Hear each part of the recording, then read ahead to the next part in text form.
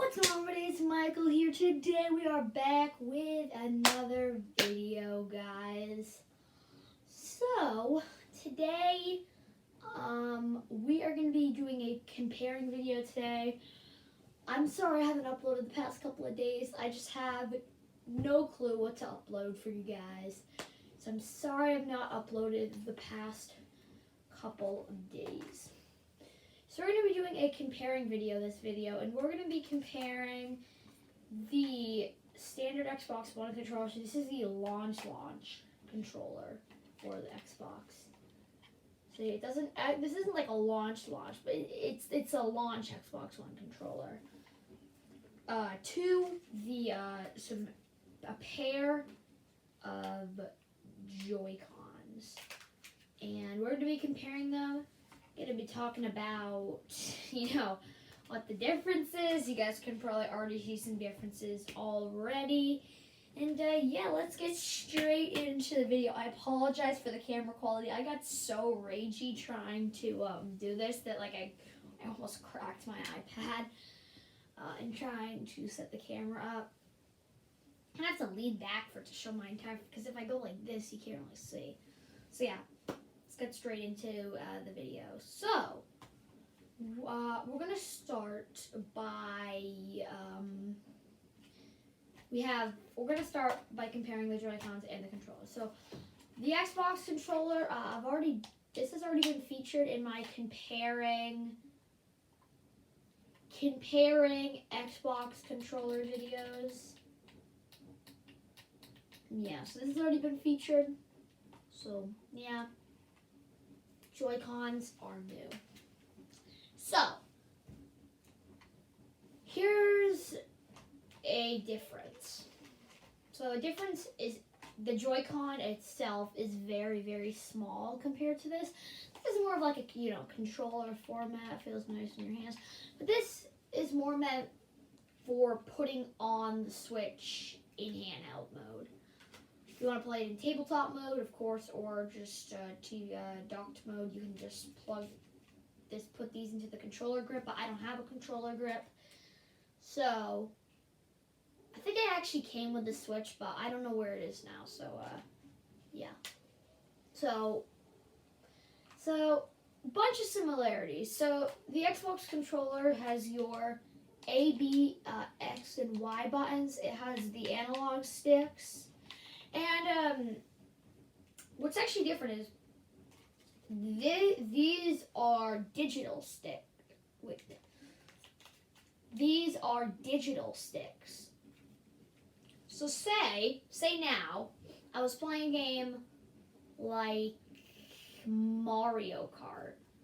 And if I were playing, there's actually a way to play Mario Kart with the Xbox One controller. You can hook it up to your Switch. But, as you can see here, these are analog.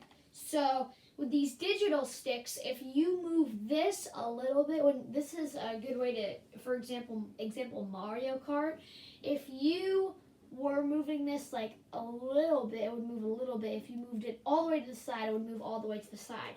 So these are analog. So basically what this would mean is if you would move it to this side, it would go all the way to that side. If you move it up, it would go all the way up. So, and then if you move it even a little bit, it's still going to go all the way to the side. So that's the only problem, and that's why one of the reasons why Mario Kart was never on the Xbox. So, similarities, so we have our analog sticks, a D-pad, which this does not have, but it has like a button kind of D-pad with the buttons on here. It's, Fortnite example. That's a good example for this. It has this is a start and menu button, I think. These two small buttons here. So this would kind of revert to the plus, I keep messing up. I haven't made a video in 3 days, guys. I'm sorry. The plus, and then the minus. And the home button, so for the capture, this is very handy because this is a way to like almost kind of compete with the Xbox that Nintendo did a very good job with. There's a dedicated, this button right here, this one, here's the sound. So that button there, this button here, this bottom button under the D-pad, you can click it and it will record a capture. Hold it down and it will take the last 30 seconds of the video, which is very, very handy. So this will take a capture. Well, on the Xbox, you have to open up the home menu, which we're going to talk about in a second. Open up the home menu, and then you'd have to go over and do it manually. But on the Switch, there's just a button there, which is really handy. So next, we got our home button. There, see the little drawing of the house, kind of hard to see with the camera. There it is. Nice little drawing of the house there. So, that, actually is, oh wait, yeah. So on here, the home button is technically this to open up like the mini menu, and then you press this, and then there'd be a little button that says like home. You click that, that'll take you to the home screen. This can just straight up take you to the home screen. It's kind of opposite, which is kind of funny because if you hold this down, it doesn't bring up a menu to turn off the console. It will just bring up the quick menu. In other words, PS4, Xbox One, the quick menu on the side that most people use instead of the home menu to navigate through games. If you're already playing your games. It's also why. Another thing. Headphone jacks. So, do the Joy-Cons have headphone jacks? No, because they're small. Does the Pro Controller have headphone jacks? No, but there is a new model of Pro Controller that has a headphone jack to compete with the Xbox and PlayStation's home jack. Yes, it didn't have one before, and that was where like it really messed up. Does the Switch have a headphone jack? Yes, it does. The Switch does have a headphone jack. So that's good if you want to play. But like if you say you are playing in docked mode on the couch and then the TV's like in front of you, you can't just have unless you have a really long cord like the Bear Dynamics headset, you are not gonna be able to, unless you physically sit down, you're not gonna be able to play. You're not going to be able to play with headphones, which kind of stinks, but they added a new Pro Controller. What could be really cool is they engrave a headphone jack on the Joy-Cons, and then, or they could put it on the Joy-Con grip. That would also be pretty cool. So no headphone jack, but the only downside with the Xbox is the original, see this is a launch controller, because the original one only had the provided Xbox headphone jack. You needed to buy one individually. So this is the launch model controller, so it only has that one. But and later models like the S and later original Xbox One controllers, they brought out a headphone jack for it, which is handy. You could say there's a bunch of models of these, so yeah. So there are 3 main modes for the Nintendo Switch. There is handheld mode, tabletop mode, and docked mode. Handheld mode is when you're playing with the Switch itself, like picture the Joy-Cons here and the Switch like there, the Switch screen. And then there's also tabletop where you put them in the Joy-Con grip and just play kind of like you're playing on the TV but with a smaller screen. Then there's docked mode where you can slip it into the dock and play on the TV. The Xbox, there's only, I guess you could say docked mode, but it's not really docked mode, console mode. There's only that. You can't do handhelds, obviously, so I guess the controller's handheld, but other than that, yeah, so that kind of stinks. And then also the sync button. And one of the last things I want to talk about, the sync button. So the sync button here is just, it's on the base controller, just right there, usually on the top. And then the sync button on the Switch is there, that tiny button there. So another thing is charging. With the Xbox One, you can just straight up slip batteries in here. For example, we got Duracell batteries in there. But if you don't have batteries, you can always just use the USB charging on this. But the Joy-Cons, they don't have a battery pack. As well, they do not have any sort of USB charging. There's a couple of ways to solve this. You can buy off Amazon and eBay like a Nintendo Switch charging cable, but to slip your Joy-Cons in to charge. But or you could just slip them into the Switch and they'll charge automatically. But again, you're gonna need to charge the Switch. It does charge in docked mode too.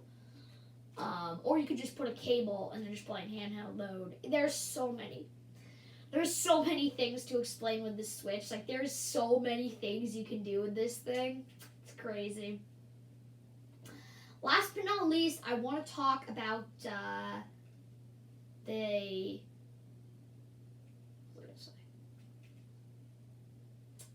triggers and bumper buttons. So the bumper buttons and the shoulder buttons. So this only had the bumper buttons. So as you can see, there's only, when you're playing like this, like say you're playing with your friend on Mario Kart like this, you're steering all that. To use power-ups, these kind of act as these two. So these two, it's like you could turn this one Joy-Con into one controller just like this. But the only thing is, this does not have shoulder buttons, or AKA triggers. I hope I'm saying that right, because I don't know. Bumper button, shoulder, I have no clue. But I'll just refer to them as triggers. So on these, they aren't really like triggers. Because look, this, put it to the side here. That goes like pretty much all the way in. This only like clicks in. So you're talking about, the trigger, not that. The trigger only clicks. So same with these though. The bumper buttons, same with that. But this goes all the way in, but this just clicks. And then that's back to our analog and digital side of things. So I'm pretty sure this is analog, because, correct me if I'm wrong, but I'm pretty sure this is analog because you can, it only clicks. So this is analog because same with the sticks. This is an analog trigger because it doesn't go in at all. It just clicks. See, listen here. And then this doesn't really make a sound. See, just kind of goes in when you press it with your hands. So that determines that, like, it's, pretty much that's like what it is, which kind of stinks actually, but it still works if you're playing with this thing. It still works for a game like Mario Kart. Fortnite, this is actually a little bit harder because if you're used to playing on Xbox or Xbox, because on PS4 they basically kind of have the same thing as the Switch. The triggers don't really go in that much. I guess they may still, but yeah. So these are like, if you're used to playing on Xbox controller, you move to Joy-Cons. It's a little bit hard because I play at Fortnite on Switch and Xbox. So I'm like, what? So, this is like,